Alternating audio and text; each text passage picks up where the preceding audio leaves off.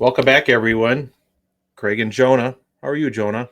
Doing pretty good. We were violently ill for a few days, so I'm glad that has passed, but that affected our Christmas plans. Yeah. For the better and for the worse in some ways. How for the better? Did you get away from meeting with in-laws? For a brief period of time. But no, it kind of cleared up our schedule a little bit. We just kind of hung out at home, and then my parents were gone out of state visiting my sister.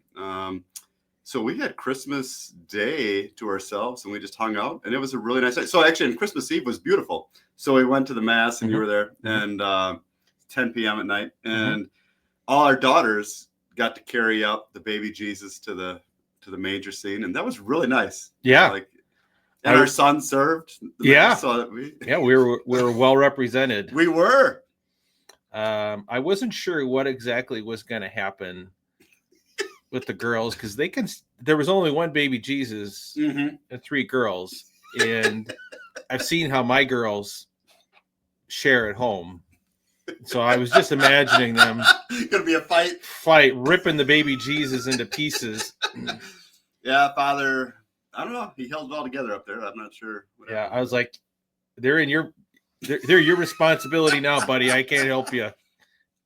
So, but yeah, then we had a great Christmas Day. Just open gifts, and the kids got a dirt bike from Santa, so that was pretty exciting. And they were, and it was pretty slippery out, but nobody crashed. So big enough for Dad to ride? It's like their size. Okay. So all right. I mean, I can ride it, but it's made for them more, so it was good. But yeah, we were. So then before Christmas, though, we had a communal confession at our parish. There's supposed to be like 5 priests there, but the weather was terrible. So we get there. There's only one priest, and it's our parish priest. That's why my wife didn't go. And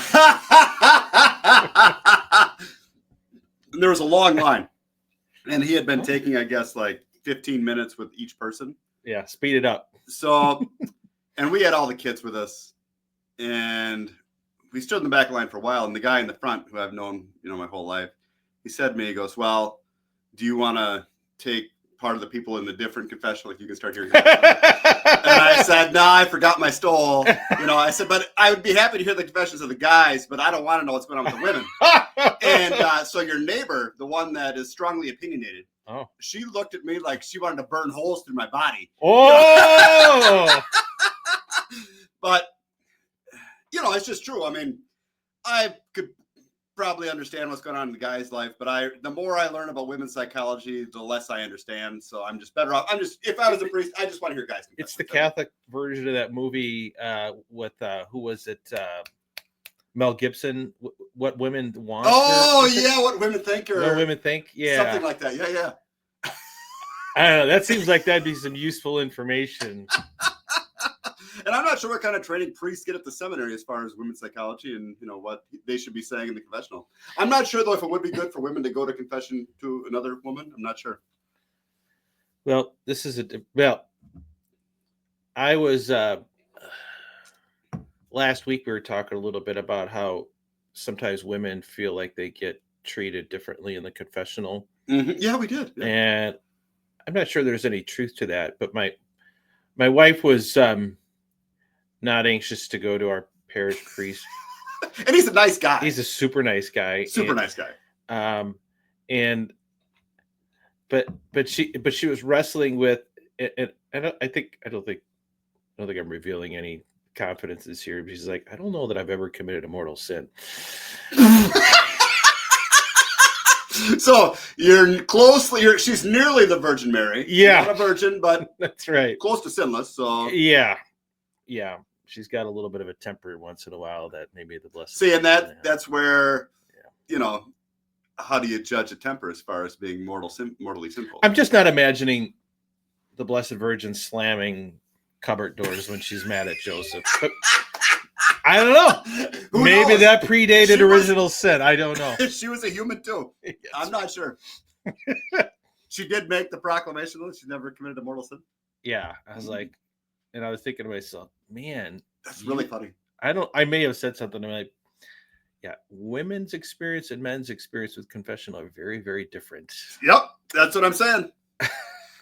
I would like to see how many married guys can look back on 20 years of marriage and not say, they've done something that could arguably be a mortal sin with knowledge and consent and all that. I think the group is going to be pretty small. So what did you say when your wife said that she's never committed a mortal sin? You said nothing, I'm sure. If you were smart. I'm still alive, so I must have. Well, she didn't want to commit a mortal sin. Even though it may have been justified. Yeah, right. I was maybe I was so too dumbfounded to say anything. Now, if certain sections of the catechism didn't exist, I think I could say that too. Sure. There's one in particular that is a problem. So that is so funny. And I'll bet she's not alone. I'll bet more women feel like her than so my wife is the exact opposite. Like, interesting. When she reads the examination of conscience, I think, maybe it's because her mom was more harsh, maybe. But when she reads the examination of conscience, I think that she views it the opposite way, where she can see condemning herself for everything. And because she read the examination of conscience before we were going up there, and she came back in the house. I was kind of locking things up, and the kids were out in the car, and she asked, do you think I'm a bad wife? And obviously, you say no, because everybody has their moments. Yeah. But it's interesting. I don't know. And I don't know the reason for it, but she feels very guilty about a lot of things, like when she reads the examination of conscience. More so than she probably should, honestly. She's probably more on the scrupulous side than what she needs to be. Well, in fairness, my wife is not claiming she's sinless or whatever. I mean, but she also understands that the church says that venial sins are eliminated by communion. So she's like, well, I mean, because in her mind, the stuff that she deals with are venial sins. And maybe they are. Maybe they're many. We hope that's how it is.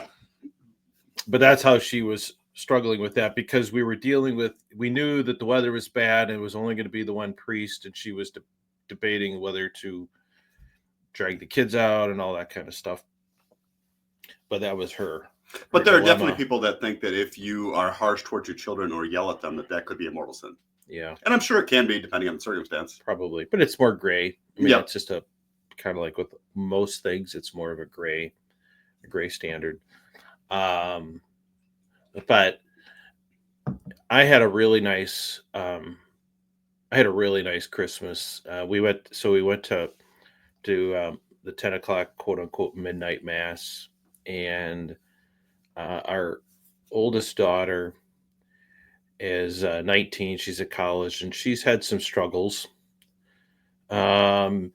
She had a really, really difficult experience in a confessional with a priest that I would say gave her the correct letter of the law, but the spirit was not. I mean, she was there talking about some really difficult things, and I don't think he handled it the way I would handle it, and it made confession very difficult for her, and just going to mass in general was very difficult for her. And for better or for worse, I've tried to be supportive, but not dogmatic and judgmental to her. And but she came back and she went to confession. She said it was an amazing confession, this priest. And to our parish priest? Yeah. Oh, that's great. Great to hear. Yeah. She had I think I'm not surprised. Yeah. And but the highlight for me was she had gone to confession, and we went up and she knelt next to me at the communion rail. And that really was the best Christmas gift I had. That's great. It felt good. Now, think there's still going to be rocks in the road for her, but I think she just needed time and space to kind of deal with some things, go to college, see some things, and now she's, I think it's something that she wants more than something mom and dad tell her she has to do, right? Well, that's good. So I was That was very nice. I don't know. Raising your kids, your teenagers in the faith is really tough. I don't, and that maybe every kid is different. But before you showed up, I was live streaming over on my other channel, and I was just talking about. I think one of the difficulties, especially for larger families, is I think whether kids accept the faith or not is. I mean, I think you have to teach them and you have to provide example. I'm not saying those are unnecessary, but I don't think that's enough. I think what one of the things that makes a big difference is does whoever is passing the faith on to them, do they have a relationship of trust with that? Typically a That's parent, fair. right? Mm-hmm. Me just telling my kid, this is what we believe, this is what you should believe, isn't really going to make it something they want. But if it's something that if they value me, if they trust me and it's important to me, I think they're more likely to see it as something that's important for themselves. And I was talking about how really difficult it is in a large family to have those moments that you can make connection Mm-hmm. with your kids, especially as they become teenagers. I think that's the early teens, really. That's one of the things that I've really struggled with. And I think that, reflecting and whatever, I think if there's one thing that I could do or want to do more with my younger kids is to make that personal connection with them, spend time with them, do things just with them, which is Mm-hmm. really hard in a large family.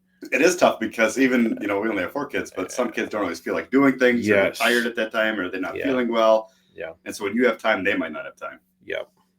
So I don't know how to get around that, but it's I have seen it play out in our family.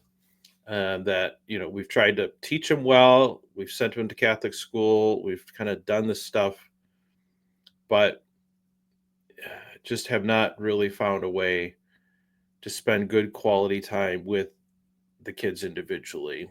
I think is something I've really struggled with and something I'm reflecting on and trying to get better at.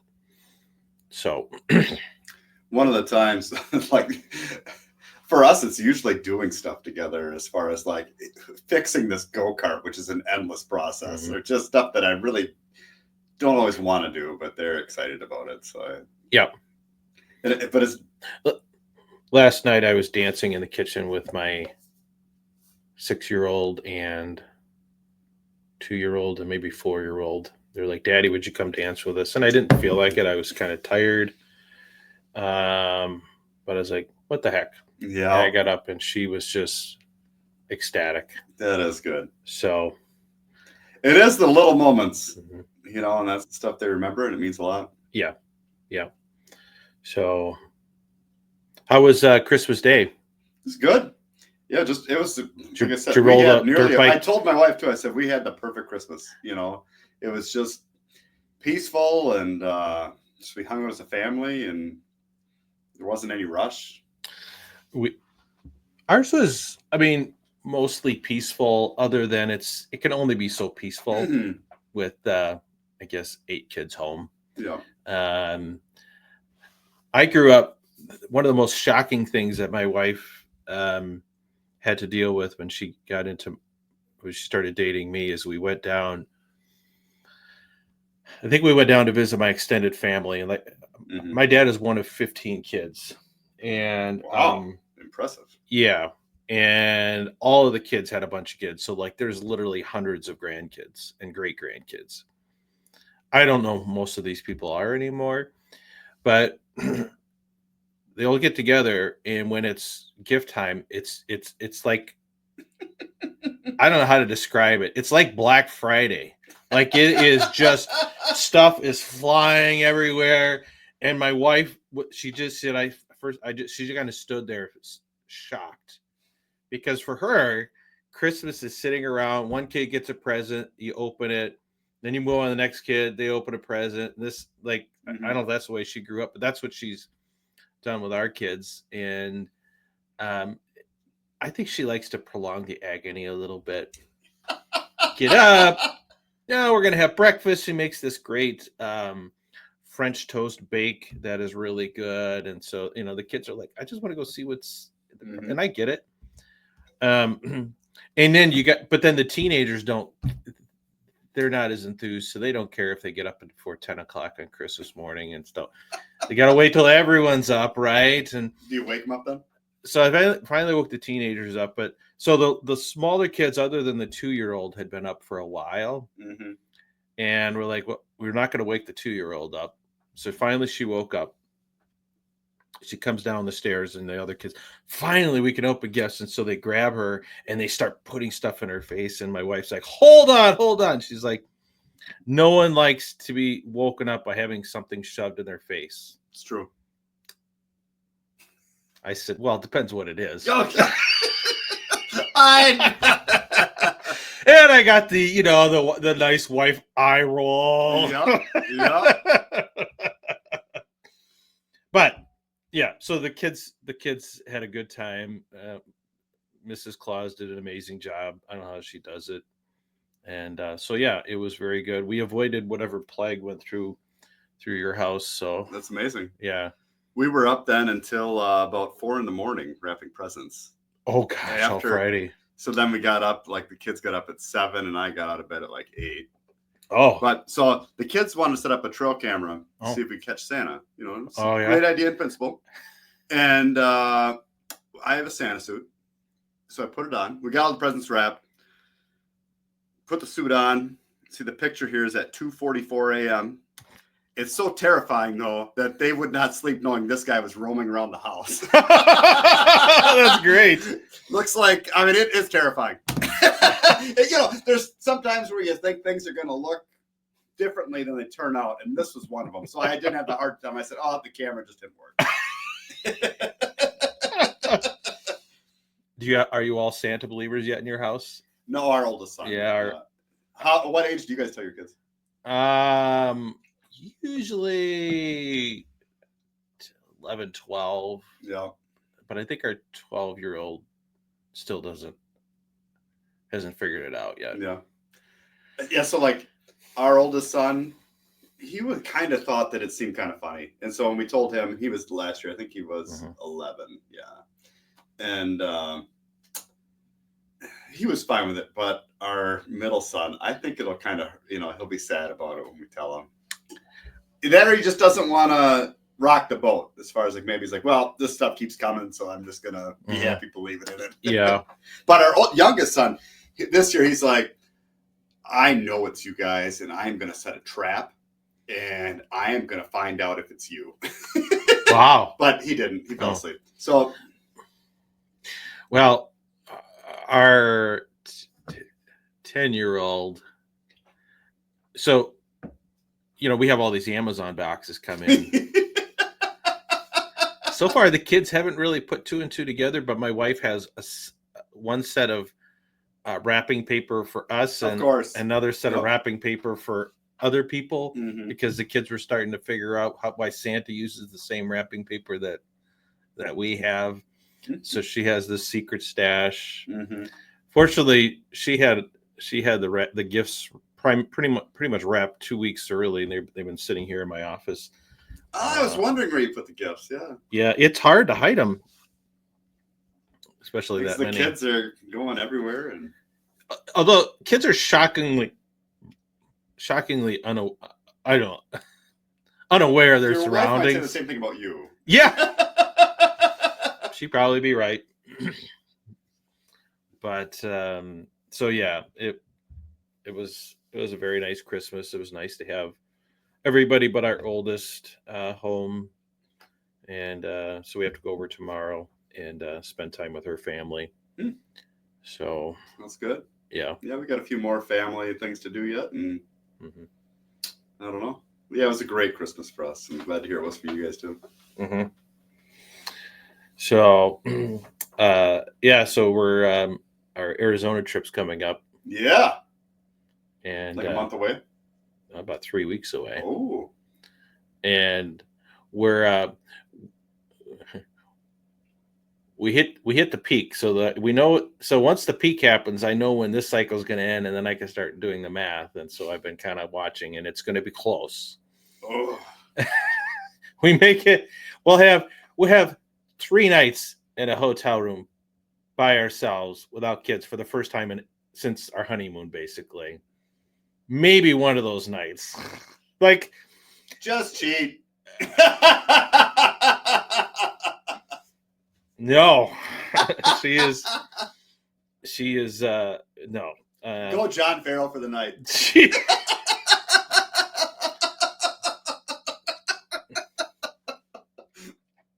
I'll have to go hide in John Farrell's basement.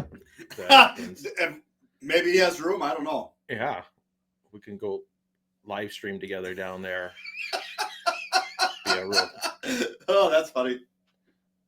I'll have to go on the John Farrell plan, really, at that point in time. So, so I don't think that, but this is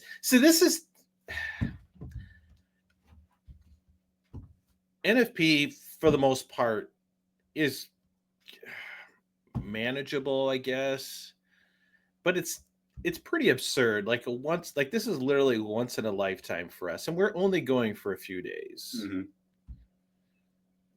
But depending on how things line up, we may just be playing checkers all by ourselves, right?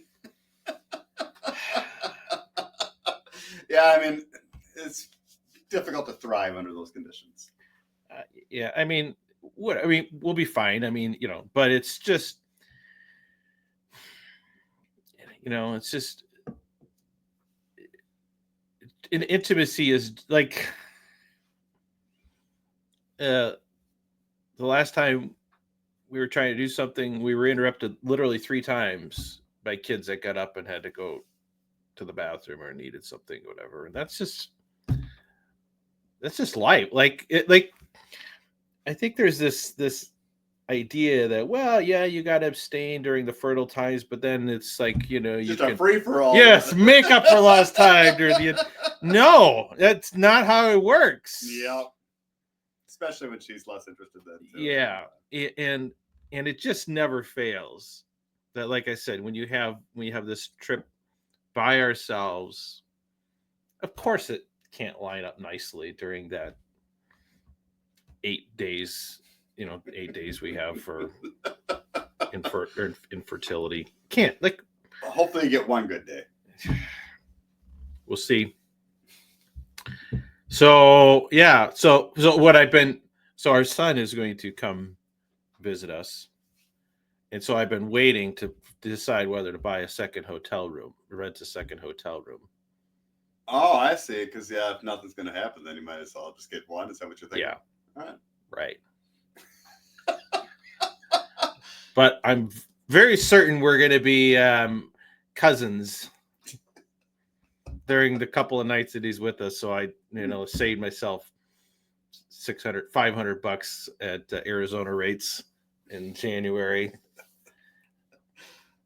But I'd sure like to enjoy those 3 nights we have just to ourselves. But that's the way NFP works. Yay! It's so great. So, yeah, I don't know. No, we'll see. There's not much you can do about it, I guess. Apparently not. Unless you're willing to gamble a little bit. Well, I'm generally not, but my you're willing if she's willing, I guess, huh? My ability to be persuaded is much greater than hers, even in the heat of the moment. Yeah. Seems about right. I mean, yeah. So it is. Yeah.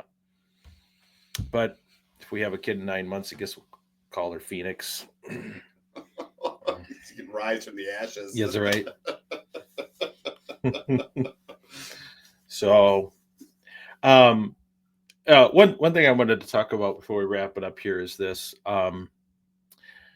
So what I found so interesting about this whole, do you have to get going here? No. Okay. One of the things that I found most interesting about the environment that we live in is how much people's perspectives on things is very much influenced by their own circumstances and how difficult it is for people to sort of empathize with other people if it's different from their own experience. Yeah. So let me give you an example. So we've been doing this podcast for not quite 2 years, like February and March will be 2 years. Before we started this podcast, I was out searching the internet for other shows, in part because I didn't know if something already existed. Well, it didn't exist. But the one that did kind of seem to exist was hosted by a woman, actually 2 women sometimes, primarily 1 woman. Not going to name any names. And I was really impressed with some of the content that she had on, because it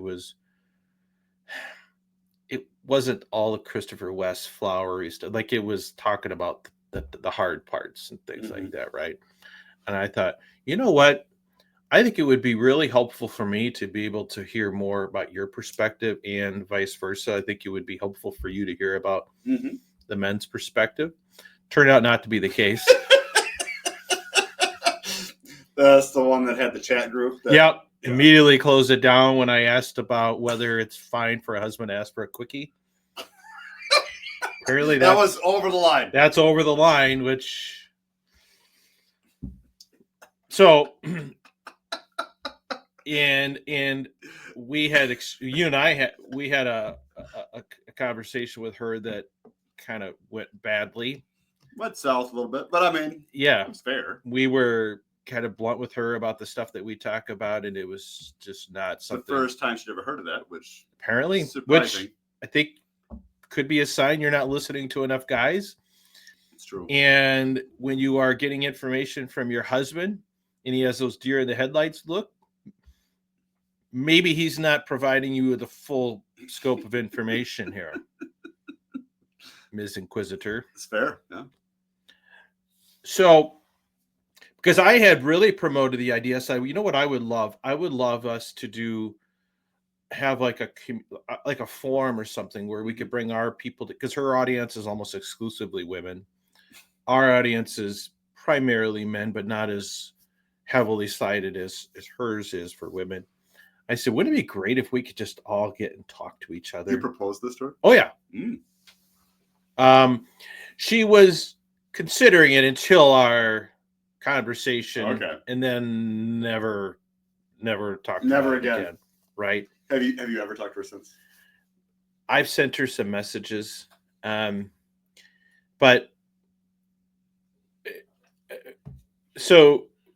I've been, every so often I'll listen to her podcast, and especially when she has her co-host on who I think is a little more realistic about things.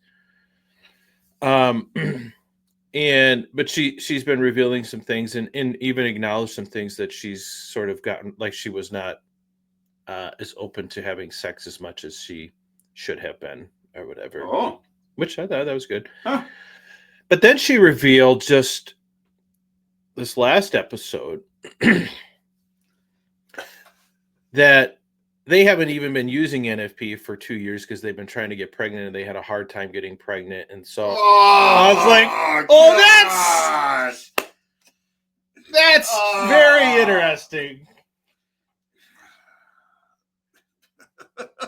That's really a downer. Yeah. Like, I mean, you think you're getting information from a solid source, and here. Yeah. They were pregnant, and then it took them a long time to get pregnant again when they wanted to, and then they're pregnant. So she's like, I haven't had a chart in over 2 years. I was like, Should change the name of the podcast. Yeah. So, and I really want to talk to her husband. But now they're at the point that she at one time had said that her husband had no problem going months. Yeah. I'm like, just no problem. Yeah. We were skeptical, and we expressed that skepticism to her. And she's had him on her podcast before and asked him questions, but just like a hostage situation. I I would be curious if he would say the same thing to us Mm-hmm. as he would to her if he knew she wouldn't hear about it. Yep. Under oath. Feign, pretend you're mute. I don't know. I mean, be like Zechariah. Yeah, please curse me now, Lord. Take my voice. But it's just apparent to me that we really, really need an Uncharted Catholic woman group out there. Like we badly, badly need that. Just to bring awareness. Yes. And I get it. We are not everyone's cup of tea. I'm not my wife's cup of tea all the time, and I'm not either. So full disclosure, we don't have our wives on here talking. Yeah. But I would, but I don't think my wife just has no interest in that, which I think is very emblematic. I mean, I just think this is very emblematic of a lot of marriages where one spouse really wants to dig in or talk about things and probably feels a little frightened, maybe really frightened to do so. Or the other spouse is, hey, this is great. I have no problem. Because she said, yeah, I know a lot of people struggle with NFP. She's like, I absolutely love NFP. And I'm like, yeah, you probably do. My wife actually really likes NFP. Yeah, especially if you say, well, the male sex drive is the same all the time. And they can just have nocturnal emissions whenever they want. Right. So right. They just got to suck it up. Yeah. That's part of the problem. This is going to ruffle some feathers, but I think there's a lot of women who like NFP a lot more than men. Yeah. Especially if your husband is not hassling you. To I'm a pretty good sport. I mean, in no way am I pressuring my wife to have another child now. And if she says we should have another one, I would say, I don't think so. Yeah. But I think women, especially Catholic women, especially that are in a marriage that are using NFP, and your husband's a really good sport about it, you probably like NFP a lot and have no idea how much your husband probably hates it. Yeah, I think that's fair. And is scared to tell you how much he hates it. Yeah. And scared to tell you the ways that he's falling. Well, yeah, I mean, there's a lot of guys who live secret lives. Because how the heck do you tell your wife that? Yeah. So there's no right moment for that. There isn't. Yeah, you're damned if you do, damned if you don't. So that's why I just hope and pray that eventually we can find a way to bridge some relationships with other people out there. Because what we lack, let's say with absolute perfect compliance with the church teaching, so to speak, we make up for, I think, an absolute authenticity and honesty. That's true. I mean, otherwise, I think people get the completely wrong impression about what this life is like and how seemingly it must be manageable. No one ever complains about it. Yeah. Everybody thinks it's great. Yeah, the only people that only place that gets complained about is in the confessional. Under the seal of the confession, right? So that's why I think what we do here is so important and much needed. And I'm happy to have someone come on here and lecture me and say whatever.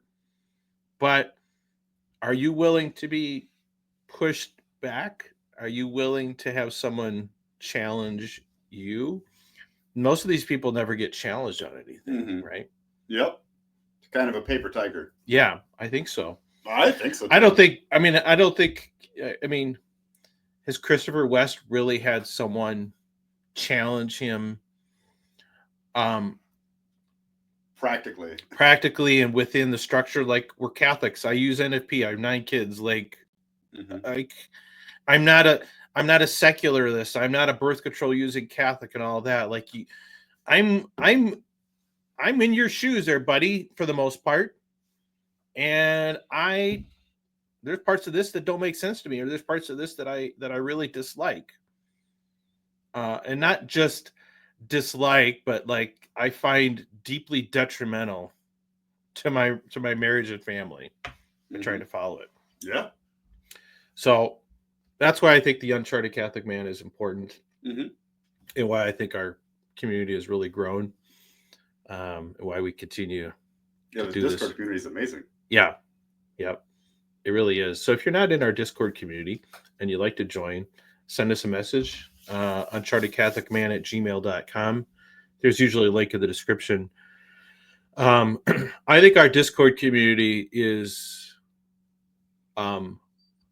very remarkable in terms of what goes on there and who we have there. We have a priest there. I think the conversations that happen there are they're very real, amazing, and in a non-super judgmental way, like you're going to get if you go on to Catholic Reddit, where they're just going to delete your posts or tell you you're going to hell and all this and that. Yeah, we hope nobody's going to hell. Yeah. So we try to provide a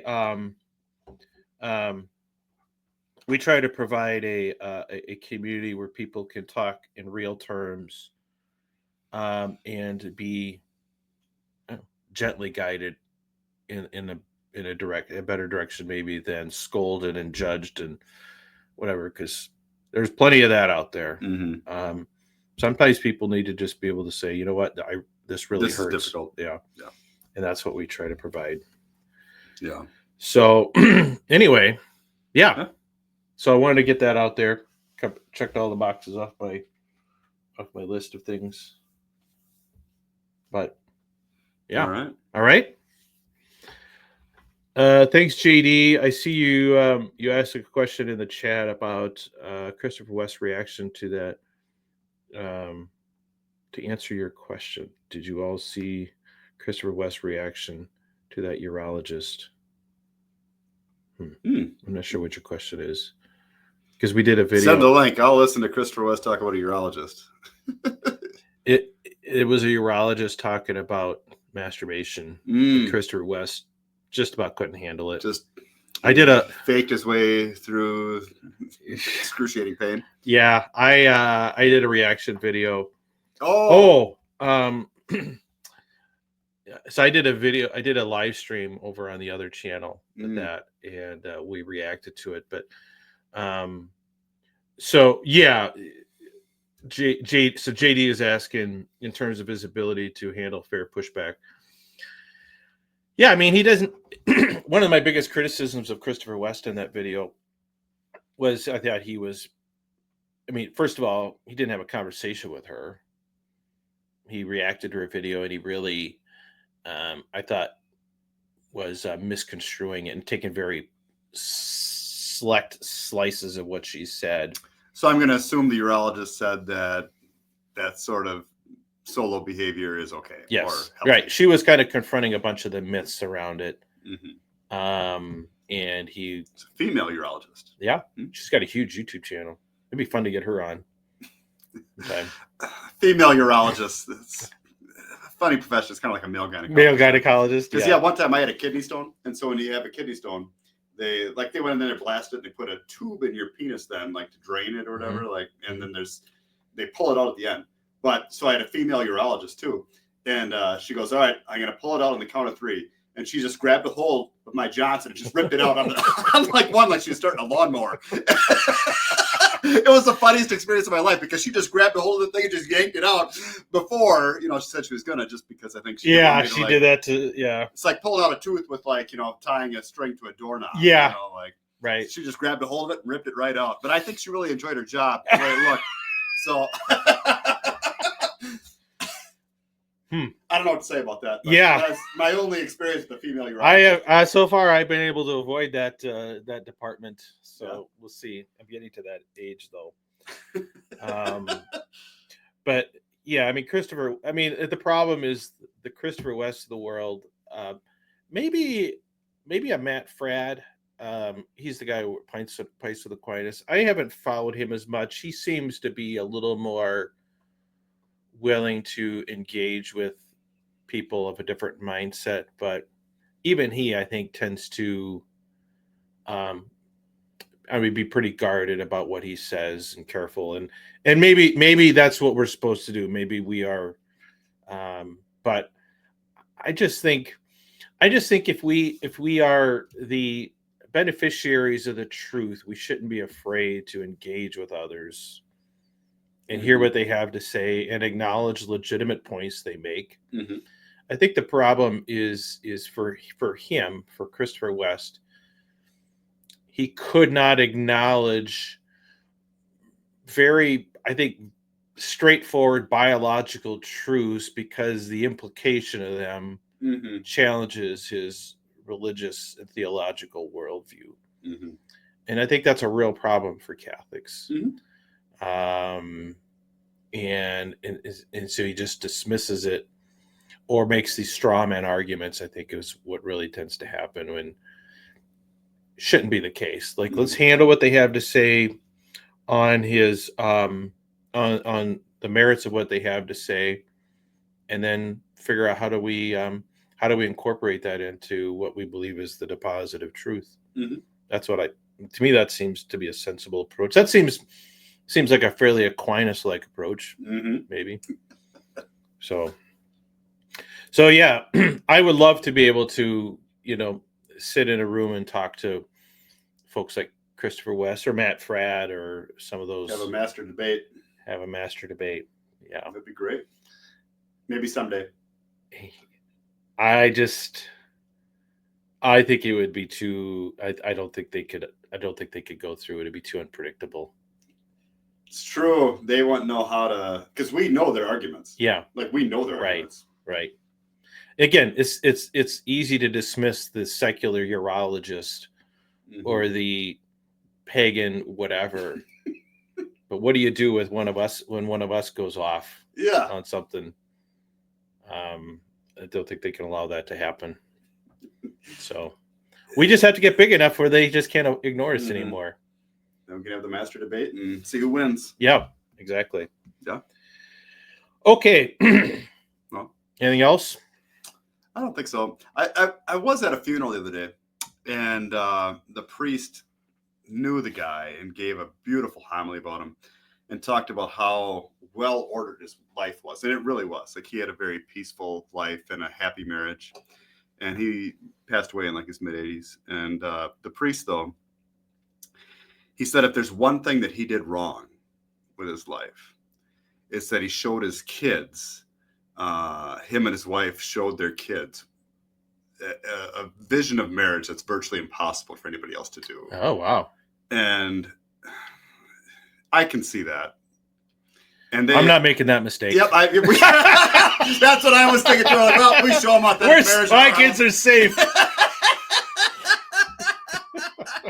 It's true. But the thing is, and I wonder, and I wish that, you can't just talk to people about this, but they only had 3 kids and they're in their mid 80s. I mean, yeah, I don't know what happened there. Yeah.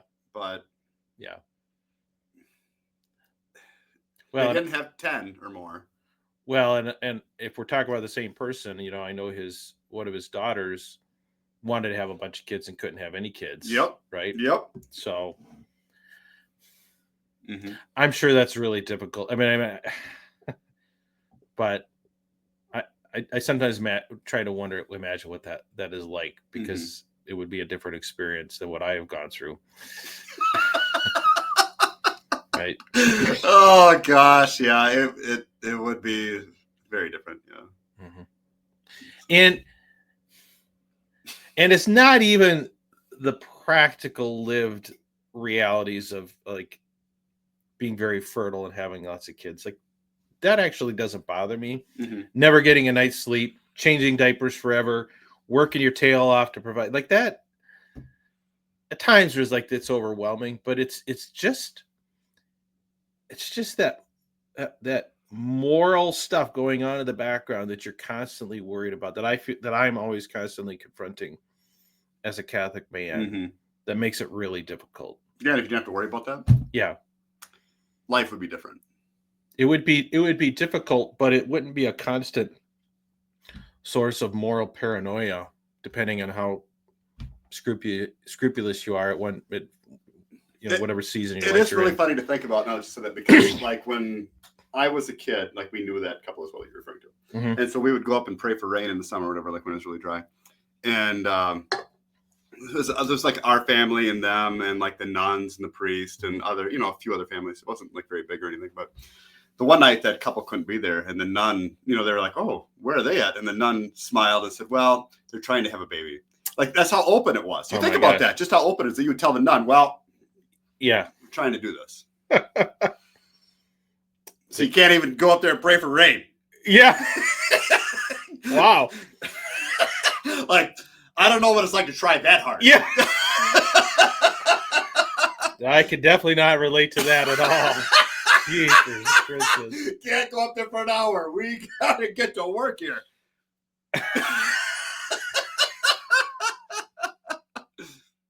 But it's true. It's amazing how different people's experience can be, and how that would change your perspective. Yeah, and at least from a moral perspective, what their life was like has to have been different.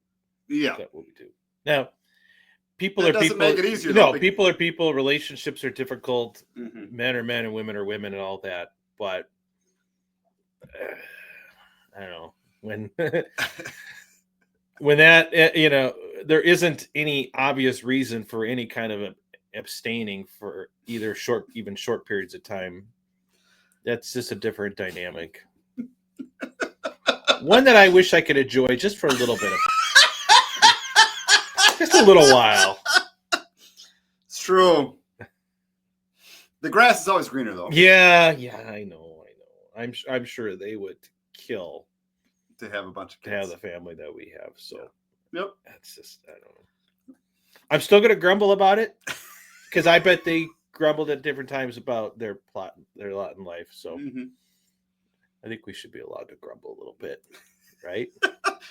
Right? The Israelites did when they were wandering through the desert. So yeah, I think it's biblical, at least. Yeah, that's right. People can always complain. That's right. Okay. All right. That was a good one. Yeah. Jonah, we covered a lot of good stuff on there. So we did. Appreciate JD for hanging out in the chat. Appreciate everyone who listens to this. And until next time, everyone, have a good one.